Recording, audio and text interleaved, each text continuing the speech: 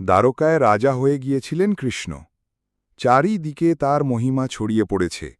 সোনার প্রাসাদ, রথ, সৈন্য, অসংখ্য ধনরত্ন। অন্যদিকে তার শৈশবের বন্ধু সুধামা ছিলেন এক গরিব ব্রাহ্মণ। সংসারে দারিদ্র্য, ঘরে খাবার নেই, কিন্তু মনে ভগবানের প্রতি অপরিসীম ভক্তি। একদিন সুধামার স্ত্রী বললেন, তুমি তো শ্রীকৃষ্ণের বন্ধু, দ্বারকায় গিয়ে তাকে একবার দেখো, হয়তো কিছু সাহায্য করলে আমাদের দারিদ্র্য দূর হবে। সুধামা কিছুটা লজ্জা পেলেও স্ত্রীর কথা শুনে রওনা দিলেন। যাওয়ার সময় তিনি সঙ্গে নিলেন এক মুঠো চিড়া, কৃষ্ণের খুব প্রিয় খাবার। সেটুকুই তার সাধ্য। দ্বারকায় পৌঁছে যখন কৃষ্ণ সুধামাকে দেখলেন, তখন তিনি রাজসিংহাসন থেকে নেমে এসে তাকে জড়িয়ে ধরলেন।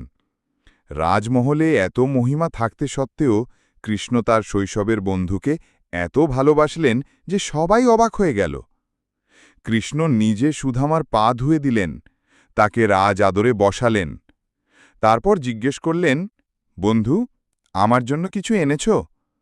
লজ্জায় সুধামা চিঁড়ার পুটলিটা লোকাতে চাইছিলেন, কিন্তু কৃষ্ণ সেটা টেনে নিয়ে খুললেন আর আনন্দে চিঁড়া খেতে শুরু করলেন। বললেন, আহা, এর চেয়ে বড় উপহার পৃথিবীতে কিছু নেই। কিন্তু সুধামা কিছু চাইতে পারলেন না, খালি হাতে বাড়ি ফিরলেন। অথচ বাড়ি ফিরে দেখলেন তার ভাঙা কুঁড়েঘর বদলে গিয়েছে সুন্দর প্রাসাদে, ভরা ধান, চাল, গরু, দুধ, সব কিছু। কৃষ্ণ তার ভক্ত